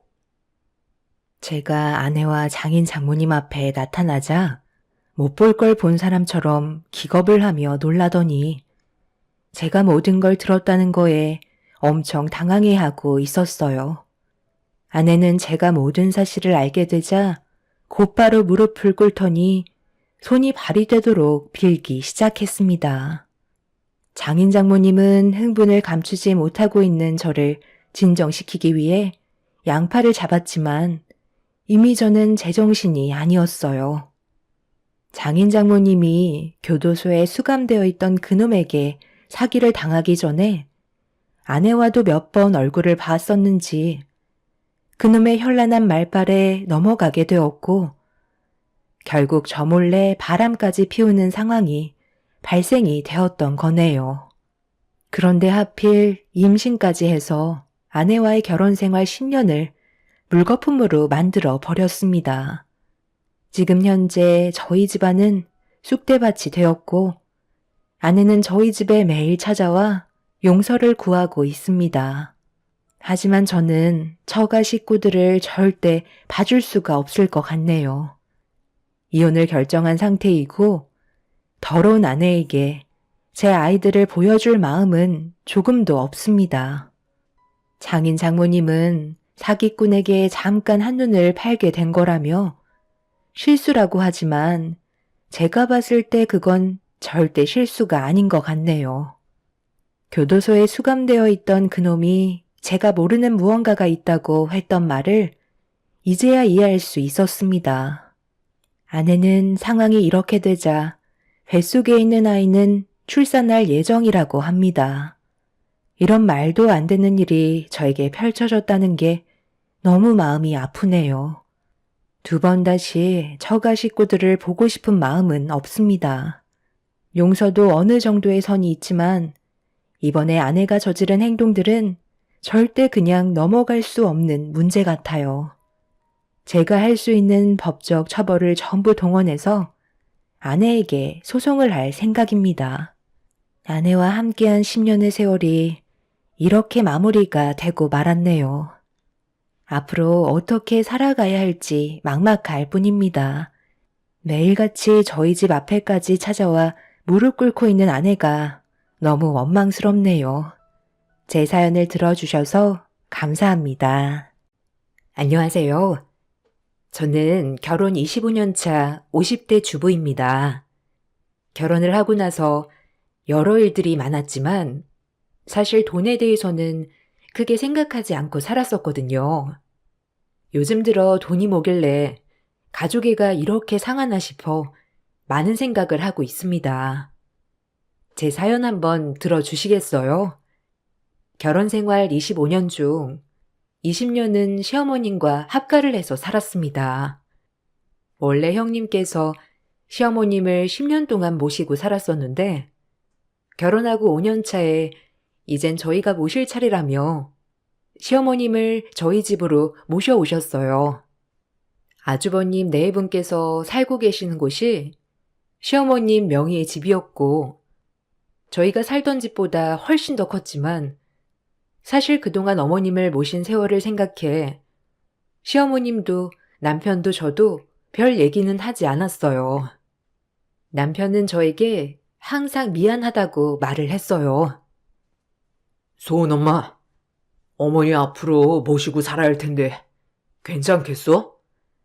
혹시라도 마음에 걸리는 게 있으면 미리 얘기를 해줘. 어머니랑 얘기를 해보니 굳이 여기 같이 살지 않아도 괜찮다고 하시더라고. 불편하면 합가하기 전에 정리해서 시골에 내려가신다고 하니까 고민하지 말고 편하게 얘기해봐. 아니야, 소은 아빠. 형님도 10년이나 어머니 모셨는데 나도 해야지. 그리고 어머니 결혼하고 나서 나한테 한 번도 눈치 주신 적도 없고 시집살이도 하신 적도 없는데 같이 지내도 괜찮을 것 같아. 그러니까 나는 괜찮아. 어머님께도 같이 살아도 괜찮다고 말했어. 고마워. 사실 합가하는 거 쉽지 않은데 내가 그래도 많이 거들게. 살면서 불편한 거 있으면 편하게 말해줘. 어머니도 그렇게 꽉 막히신 분은 아니니까 충분히 이해하실 거야. 그래. 어머님 성격은 나도 알고 있지. 그래서 더욱 어머님이랑 같이 살아도 괜찮다고 생각하는 거야. 나야 뭐 괜찮지만 어머님은 큰 집에서 지내시다 우리 집에 오시면 좁아서 불편하시지 않을까 싶은데. 뭐 우리도 살다가 정 불편하면 이사를 가든지 하자. 어머니도 괜찮다고 하셨고 혹시라도 집이 좁으면 이사 가자고 보태주신다고도 하셨어. 그리고 생활비는 걱정하지 마. 어머니가 생활비도 보태주신다고 하니까 그것도 걱정하지 않아도 될 것 같아. 남편과 많은 대화 끝에 저는 시어머님과의 합가를 찬성하였습니다. 시어머님께서는 정말 여장부라 할 정도로 씩씩하고 굳건하신 분이셨어요. 이미 제가 모실 당시 60대가 넘으셨지만 그때까지도 소소하게 일을 하시면서 생활비를 스스로 버셨죠. 시아버님께서는 제가 결혼을 하기 전에 지병으로 돌아가신 상태였습니다. 시아버님이 계실 때에도 생계는 시어머님이 다 책임을 지실 정도로 생활력이 강하신 분이셨어요. 처음에는 그런 시어머님과 잘 맞을까 걱정도 많았지만 오히려 결혼을 하고 나서 시집살이 한 번 없이 잘 지내왔습니다. 그래서 합가를 해도 괜찮을 것 같다 생각을 했죠. 역시나 합가를 하고 나서도 어머님께서는 집안일에 대해서 한 번도 뭐라고 하신 적이 없었어요. 오히려 남편에게 같이 집안일도 도우고 육아에도 적극 참여하라고 얘기를 하실 정도였죠. 아범아, 아무리 일이 바쁘고 힘들어도 가사는 조금씩 해줘야 된다. 알지? 아무래도 집안일은 끝도 없으니까 옆에서 하나둘씩 같이 거들어줘야 할 수 있으니 많이 도와주면서 살거라. 네, 어머니 알고 있어요. 너무 걱정하지 마세요. 어머니도 이제는 좀 일도 쉬고 집에서 편하게 계세요. 저도 이제는 월급도 많이 올랐고 그래도 내 식구 먹여 살릴 정도는 되니까 무리하면서 일하지 마시고 좀 쉬세요. 아이고, 어차피 죽으면 평생 쉴 것을 지금 움직일 수 있을 때 많이 움직여야지. 원래 몸을 움직여야 건강하게 잘 사는 거다. 나이 먹었다고 안 움직이면 더 몸이 아프고 빨리 늙는 거야. 나는 일하는 거라고 생각은 안 하고 운동하는 거라고 생각하면서 일하는 거야. 이 나이에 불러주는 곳이 있다는 게 다행이지 뭐. 어머님, 그래도 너무 무리하지 마시고 쉬시면서 놀러도 다니시고 그러세요. 주변에 다른 분들 보면 여행도 많이 가신다고 하는데 어머님도 이번에 같이 여행 가보시는 건 어떠세요? 집안일은 걱정하지 마시고요. 아니다. 고생은 어미랑 아범이 하는데 어떻게 나라고 놀러 다닐 수 있겠니? 무리하면서 일하는 거 아니니까 너무 걱정하지 말거라.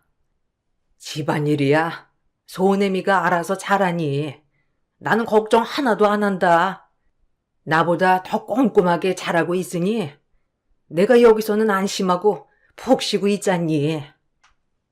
남편 외벌이로 살림을 꾸려가고 있었지만 남편도 어느 정도 능력이 있었던 사람이었기 때문에 굳이 시어머님께서 생활비를 보태지 않아도 됨에도 불구하고 어머님은 매달 생활비를 보태주셨어요.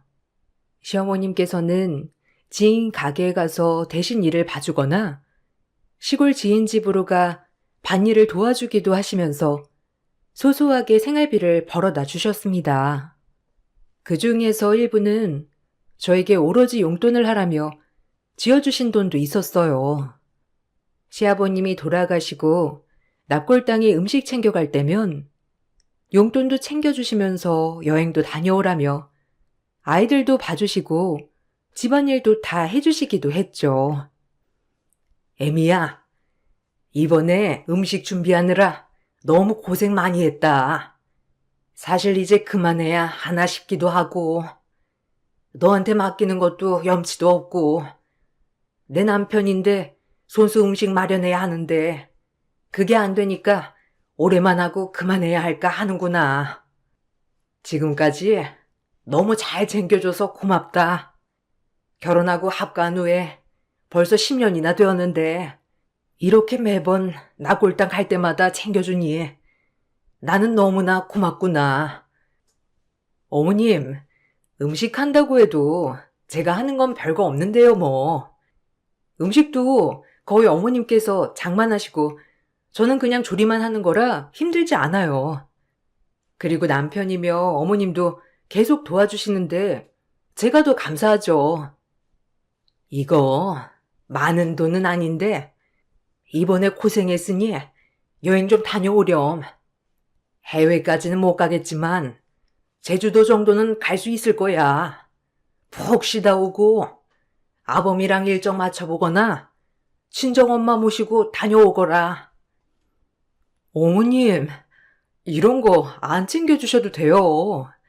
저만 챙기는 거 아니고 어머님이랑 남편 다 같이 챙겼는데 제가 어떻게 이 돈을 받아요. 어머님 그냥 넣어두시고 어머님 용돈 하세요. 고생고생 하시면서 번 돈인데 제가 어떻게 받아요? 아니다. 내가 해야 하는 걸 너한테 맡긴 것 같아 그런다. 그러니 거절하지 말고 받아주렴. 내가 이거 너한테 주려고 열심히 일한 거야. 그러니까 받아주려무나. 시어머님께서는 말투가 다정하신 편은 아니었지만 항상 섬세하게 저를 챙겨주셨습니다. 말보다는 시어머님께서 저에게 하시는 행동을 보면 정말 저를 위해주고 애정해 주신다는 것을 알 수 있었죠. 그런 시어머니에게 더욱 잘하려고 노력했습니다. 시어머니는 저뿐만 아니라 제 친정에도 매번 좋은 식재료들을 선물로 보내주셨어요. 친정 아버지가 아프셔서 돌아가셨을 때에도 홀로 계시는 엄마가 밥을 챙겨 드시지 않을까 걱정되셔서 저한테 이야기도 하지 않고 찾아가 같이 밥을 먹고 오셨던 적도 많았습니다. 어머님, 이번에 저희 엄마랑 같이 식사하셨어요? 엄마가 어머님이 이번에 다녀갔다고 말씀하셔서요. 정말 감사해요. 딸인 저도 이렇게 챙기지 못하는 걸 정말 감사해요, 어머님. 엄마가 너무 감사하다고 전화 왔었어요. 나도 남편 보내봐서 아는데 이건 자식들이 해결해 줄 수 있는 건 아니더구나. 외롭고 허전한데 같은 처지에 같이 밥 먹으면 좋지 뭐. 오랜만에 사돈 얼굴 뵈니까 나도 좋더라고. 나나 사돈이나 비슷한 나이라서 서로 통하는 것도 많고 그냥 친구 삼아 밥 먹는 거니 너무 고마워하지 않아도 된다. 어머님, 그래도요. 이렇게 챙겨주시니 저는 항상 감사해요. 엄마가 어머님 덕에 마음이 많이 풀렸다고 하시더라고요.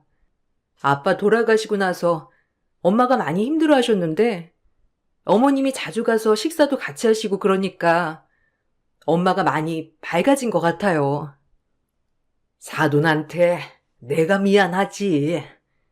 외동딸 이렇게 나 챙기느라 옆에 두고 살지도 못하고 미안한 마음뿐이다. 그래서 내가 사죄하는 마음으로 가는 거니 너무 신경 쓰지 말거라. 시어머님께서는 항상 마음을 두고 신경을 써 주셨습니다. 시어머님의 이런 세심함은 저뿐만 아니라 형님에게도 향했습니다. 아주버님 댁에서 분가를 하고 저희 집으로 왔을 때에도 시어머니는 한 번도 형님에 대해서 나쁜 말을 하지 않으셨습니다. 솔직히 저도 남편을 통해서 그동안 어떻게 형님 댁에서 생활을 했는지를 알고 있었거든요. 사실 어머니 형네랑 합가했던 게 조금 힘드셨던 모양이야. 그래서 우리랑 합가하는 것도 많이 고민을 하셨다고 하더라고. 형수님이 성격이 워낙 강하셔서 그런가? 어머니가 좀 힘드셨었어. 그래? 어머님께서는 나한테 별말 안 하셨는데 항상 형님이 찾겠다고 드센 당신과 사느라 힘들었을 거라고 말씀하셨거든. 그래서 그런 줄 알았어. 근데 무슨 일이 있었나 보네? 어, 형수님은 일을 하다 보니까 집안일도 다 엄마한테 맡기고 아무것도 안 한 것 같더라고. 조카들 돌보는 것도 다 엄마가 하셨고 생활비도 매달 받아갔다고 했는데 솔직히 집안일에 아이들 보는 것까지 그거에 대해서는 뭐 고마워하지도 않았던 모양이야. 그것 때문에 형이랑 형수님도 자주 싸웠던 것 같고. 아, 그랬구나.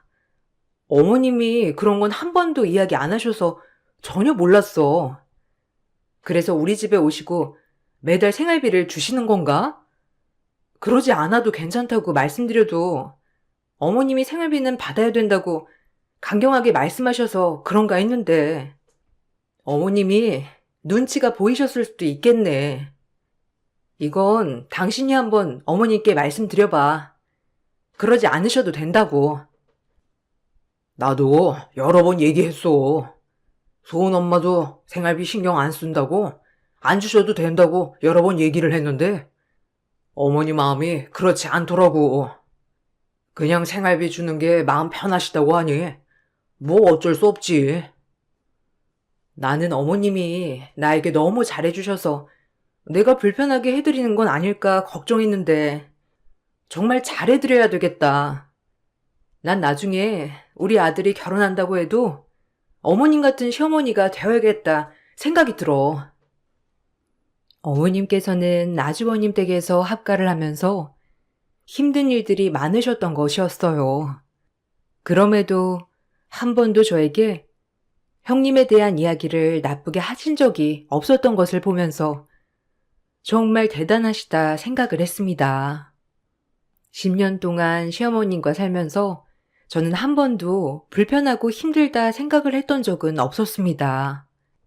전업주부였지만 설거지가 밀리고 빨래가 밀려도 한 번도 뭐라고 하신 적도 없었죠. 어머님이 아끼시던 옷을 세탁하며 망가뜨렸을 때에도 그럴 수 있다며 그냥 오실 뿐이라고 오히려 죄송해하는 저를 위로해 주셨을 정도였습니다. 그런 시어머님께서 합가를 한 지 10년이 되던 해 뇌졸중으로 쓰러지게 되셨어요. 다행히 빨리 조치를 취해서 생명에는 지장이 없었지만 오른쪽 몸이 마비가 되었고 언어장애가 오시게 되었죠.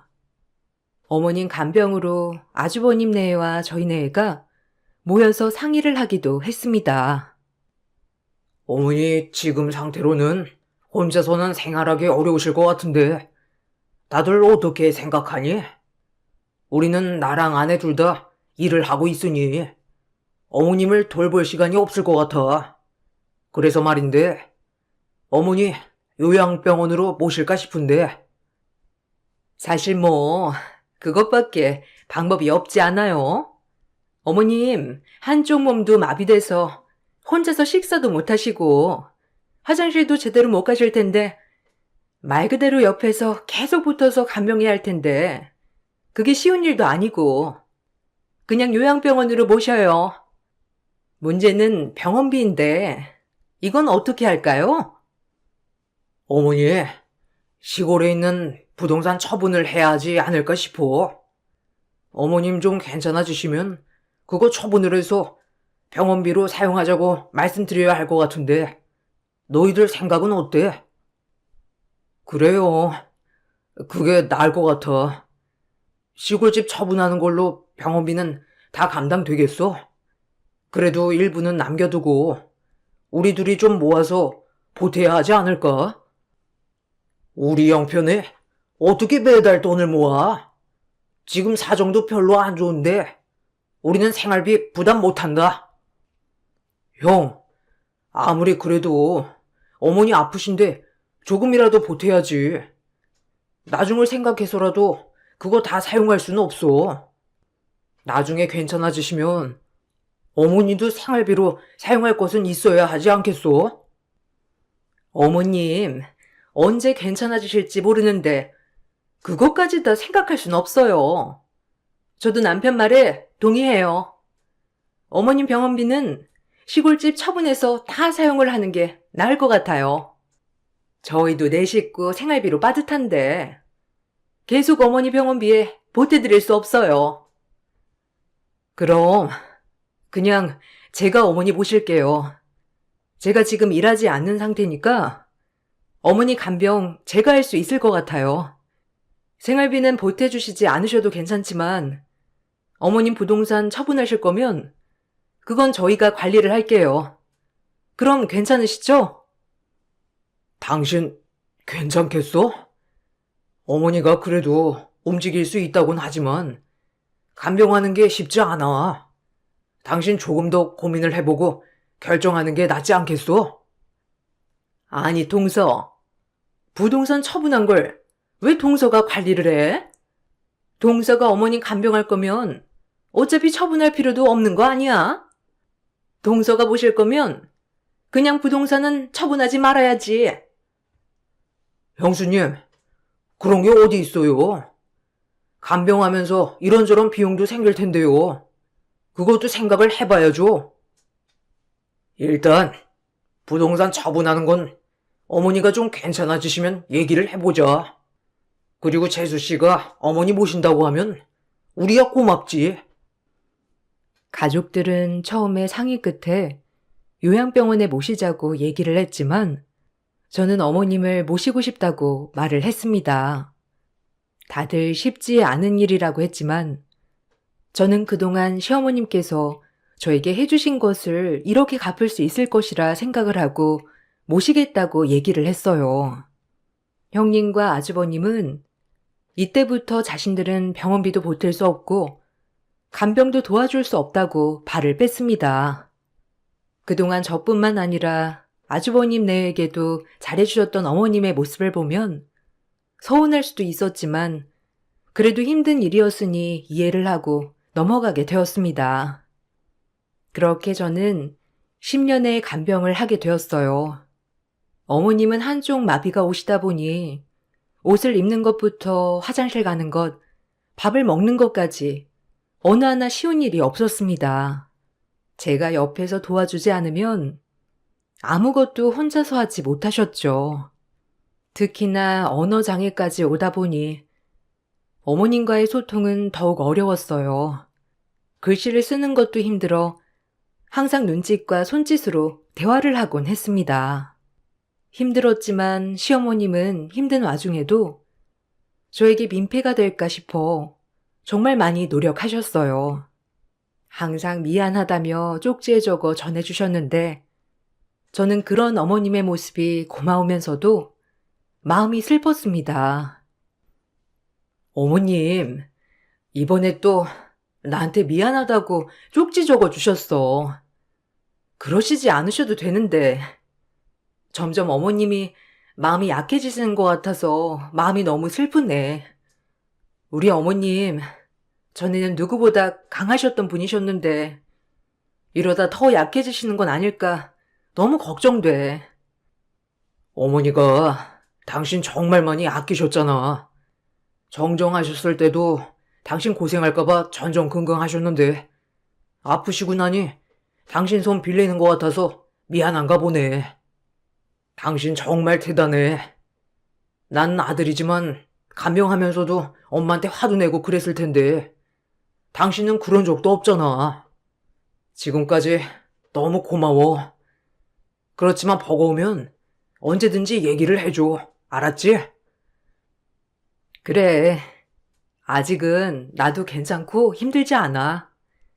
오히려 나는 지금 어머님이 나한테 해주신 거 보답해 드리는 것 같아서 좋아.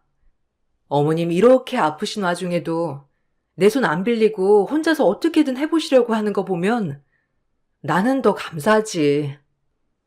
어머니가 저번에 나한테도 미안하다고 쪽지 주시더라고. 나이가 점점 드시면서 마음도 많이 약해지시는 모양이야. 너무 힘들면 형이나 형수님께 부탁드려 볼 테니까 편하게 말해. 형이랑 형수님도 도와주실 거야.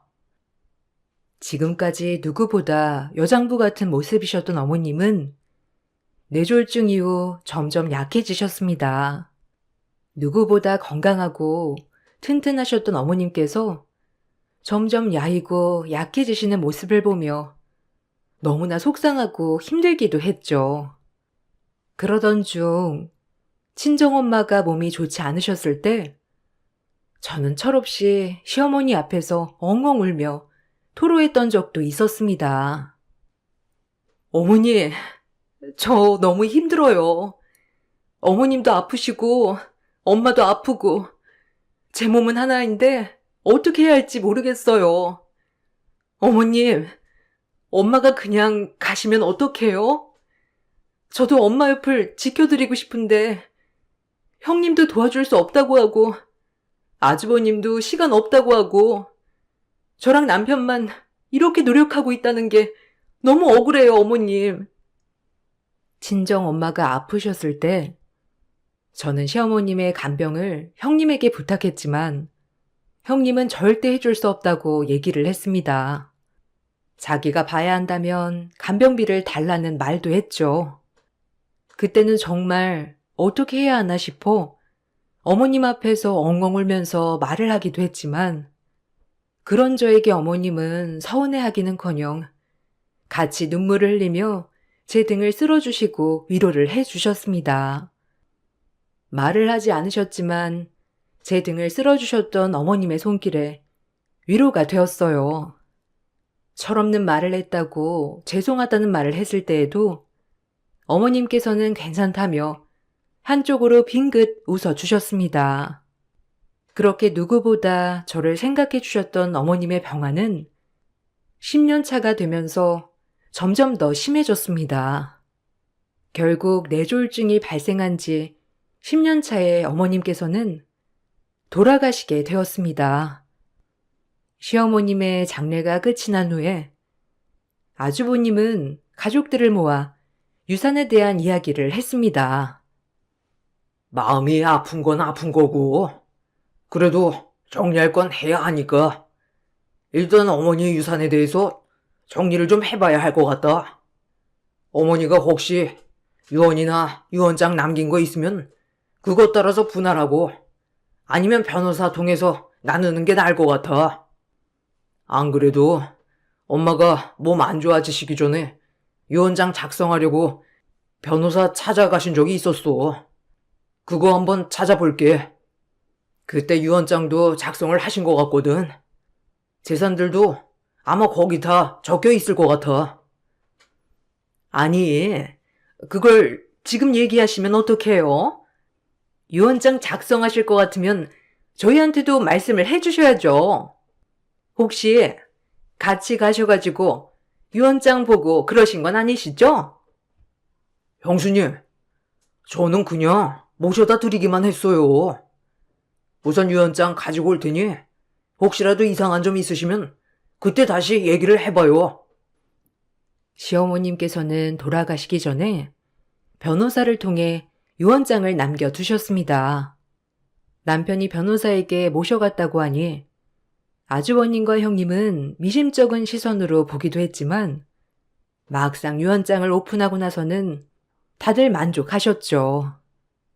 어머님께서는 시아버님이 돌아가신 후에도 평생 소일거리를 하시면서 생활비를 버셨고 그래서 보험금이나 재산을 거의 사용하지 않으신 상황이었습니다. 유언장에는 그동안 많은 재산들이 있었다는 것이 다 적혀 있었습니다. 자녀마다 재산 상속에 대한 내용들이 자세하게 적혀 있었죠. 아주버님, 형님께는 살고 계셨던 집을 유산으로 남겨주셨고 시골집, 부동산도 남기셨어요. 가치가 11억 정도가 되기 때문에 아주버님과 형님은 무척이나 만족해 하셨습니다. 남편에게는 그동안 저축을 했던 예금을 남겨주셨고 저에게는 어머님께서 평생 가지고 다니셨던 펜을 남긴다고 적혀 있었어요. 저는 내심 서운하기도 했습니다. 어머, 10년 간병한 동수한테는 무슨 펜 하나만 남기셨대? 동서, 좀 서운하겠다. 그래도 어쩌겠어. 어머님 뜻인데 우리가 이거 다 받아들여야지. 아유, 어머니도 참. 장남이라고 이렇게 나눠주셨나 보다. 그래도 지금 살고 있는 집은 우리가 살고 있으니 받겠지만, 시골 땅은 어떻게 할래? 그냥 어머니 유언대로 할까? 아니, 당신은 무슨 말을 그렇게 해? 어머니가 우리한테 남겨주시겠다고 그 힘든 몸 이끌고 변호사까지 찾아갔는데 이걸 말도 안 들으면 어머니 속상해서 어떻게 눈 감으셔? 그냥 어머니 말대로 해. 그래요. 어머니도 다 생각이 있으시니 이렇게 하셨겠지. 그래도 소은 엄마 그동안 고생했던 거 알지? 소은 엄마한테는 좀 챙겨주면 좋겠어. 아니, 동서는 그동안 어머님한테 받은 것도 많으니까 간병한다고 한 거 아니었어? 그런데 무슨 대가를 봐라. 그러면 받은 거 보답한다고 한 의미가 사라지잖아. 어쨌든 우리는 지금 이 유언대로 동의하니까 그렇게 받는 걸로 정리를 해요.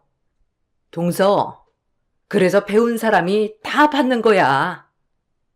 형님, 무슨 말을 그렇게 하세요?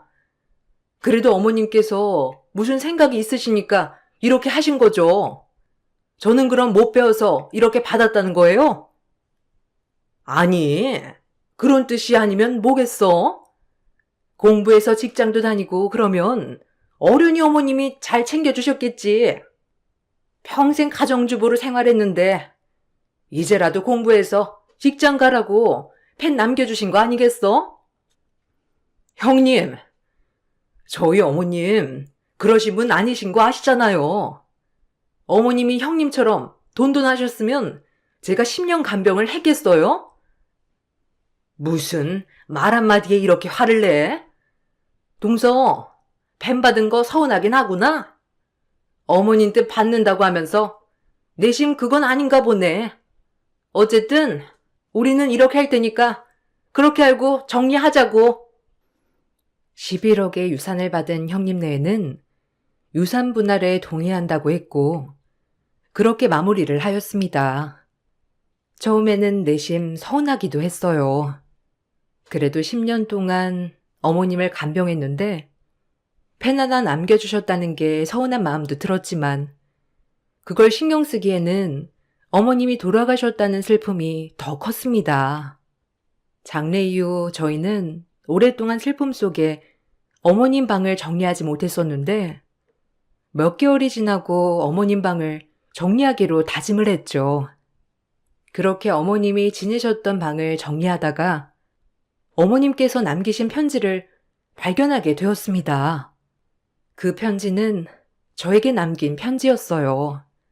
한쪽이 마비되어 왼손으로 겨우 꼬불꼬불 쓰신 글이라는 걸 알 수 있었습니다. 저는 편지를 보고 놀라 남편에게 보여주며 얘기를 했죠. 당신 이것 좀 봐봐. 어머님이 나한테 남긴 편지야.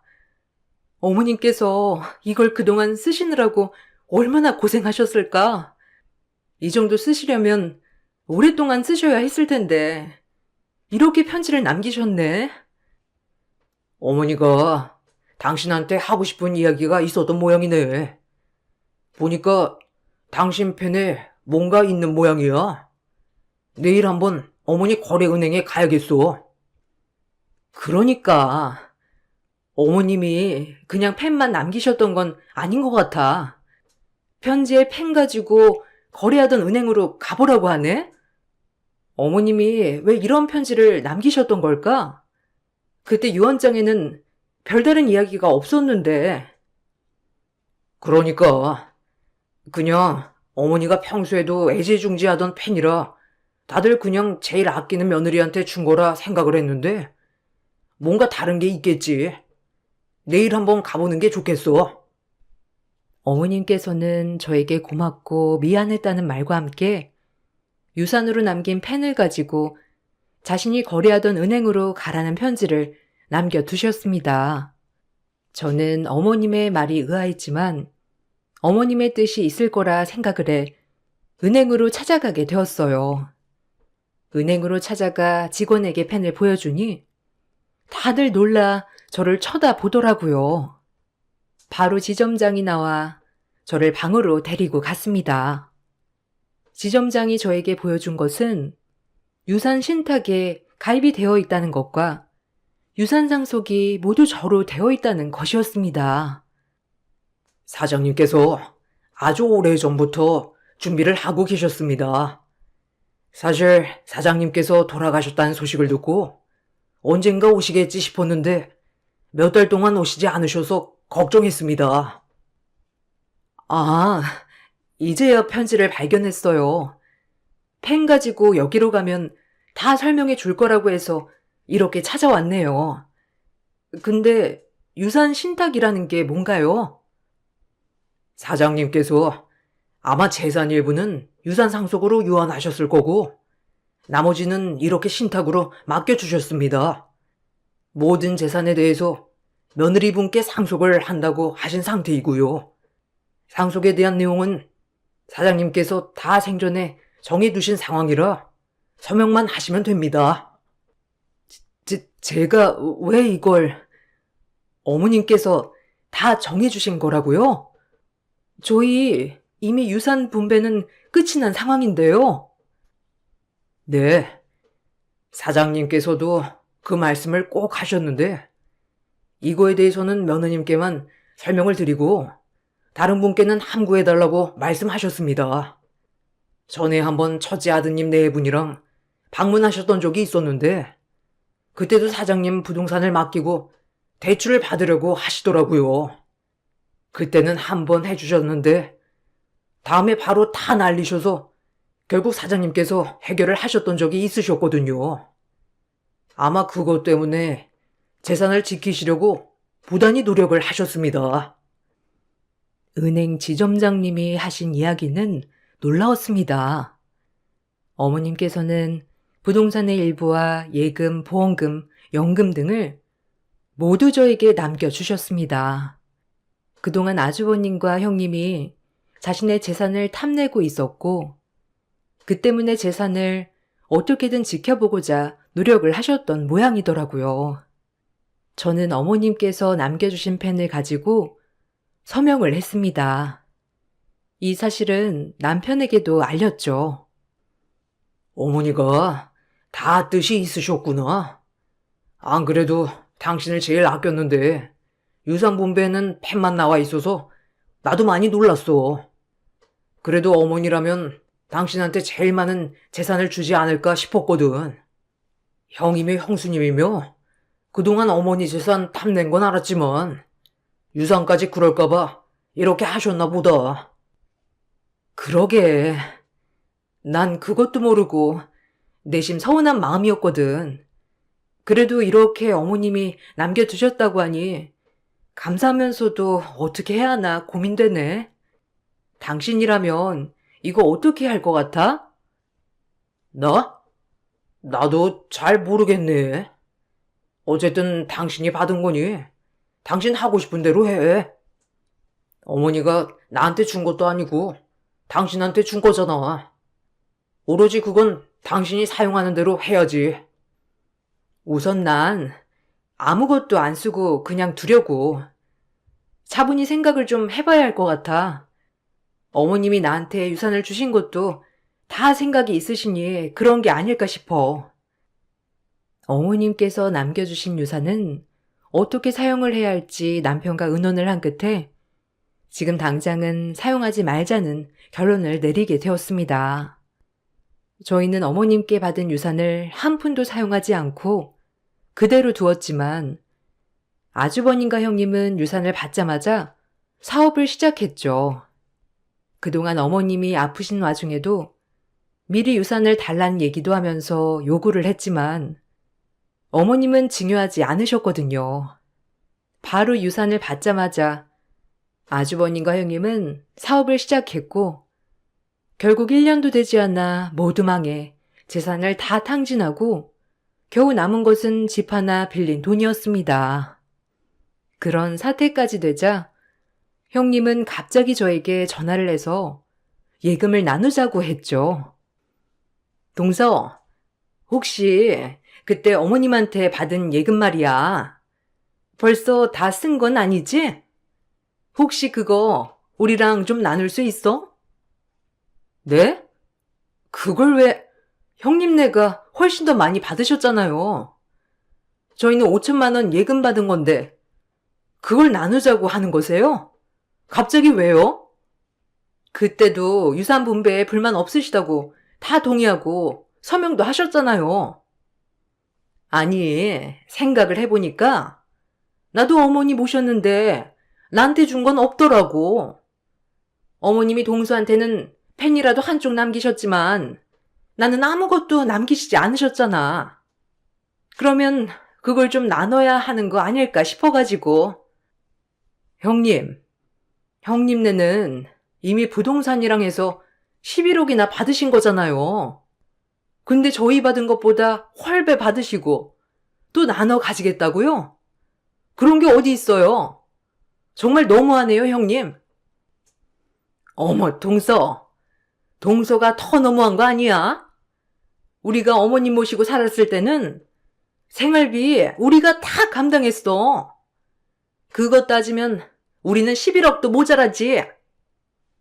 형님, 그때는 어머님이 집안일도 다 하시고 아이들도 다 보시고 형님네서 살았을 때는 어머님이 돈을 받아야 했을 정도 아니세요? 근데 어떻게 그렇게 뻔뻔하게 얘기를 하세요? 뭐 뻔뻔해? 뻔뻔한 건 동서지. 이제 와서 간병한 거 자기가 잘했다고 돈 욕심내는 거 아니야? 억울하시면 그때 11억 유산 받으신 거 저희도 당당하게 청구할게요. 그렇게 해도 되는 거죠? 아니, 무슨 그렇게까지 얘기를 해? 그냥 해본 말을 가지고. 아무튼 알았어. 동수한테 전화를 한 내가 잘못이지. 서방님한테 내가 전화해 볼게. 형님은 뻔뻔하게도 유산으로 받은 예금마저 나눠달라고 요구를 했어요. 남편에게 이야기를 해보니 남편에게도 아주버님과 형님이 동시에 연락을 해와선 그 돈을 달라고 했던 모양이더라고요. 남편은 결국 화가 나 아주버님과 형님의 전화를 모두 거절하고 저에게도 더 이상 연락을 하지 말라고 얘기를 했습니다. 그렇게 며칠 후 형님은 저희 집으로 찾아왔죠. 동서, 먹을 것 좀 있어? 우리 집 정말 망했어. 어떡해? 지금 집도 넘어갈 판국이야. 형님, 무슨 말씀이세요? 그때 유산으로 받은 거 조금 남으셨다고 한 거 아니셨어요? 사업도 다 망해서 정리하시고 그래도 집은 건지셨잖아요. 아니야. 그것마저 다 사업 자금으로 써서 이제 더 갈 곳도 없어. 동서 미안한데 우리 좀 여기 신세지면 안 될까? 남편한테 말했는데 동서 좀 찾아가 보라고 하길래. 형님, 무슨 뻔뻔함으로 여기까지 오셨어요? 지금까지 저희 무시한 것도 한두 번도 아니고 더 이상 이렇게 찾아오지 마세요. 돈 욕심낸다면서 저한테 얘기한 게 언젠데. 동서, 미안해. 내가 잘못했어. 동선에는 5천만 원 아직 안 썼지? 아니면 그거라도 좀 빌려주면 안 될까? 내가 열심히 일해서 갚을게. 아니, 정신 좀 차려요. 뭘 빌려달라는 거예요? 11억이나 받아놓고서는 1년도 안 돼서 날려놓고선 5천만 원은 한 달이나 가겠어요? 그 잘난 직업으로 알아서 잘 사시면 되겠네요. 쫄쫄 망한 아주버님과 형님은 저희에게로 와 5천만 원을 빌려달라고 사정하고 잠시 신세를 져야 되겠다고 말했지만 저희는 받아주지 않았습니다. 그 뒤로 두 사람은 월세를 전전하면서 살고 있다고 해요. 저희는 아직까지 어머님께서 남기신 유산을 사용하고 있지는 않고 있습니다. 어떻게 써야 할지 아직까지도 고민이 되더라고요. 어머님께서 살아계셨다면 이 모든 돈을 다 처분하고 어머님께서 지금까지 누리시지 못하셨던 것들 다 해드리고 싶네요. 사랑하는 어머님께서 좋은 곳에서 평온하게 지내셨으면 좋겠습니다. 저의 긴 사연 들어주셔서 감사합니다.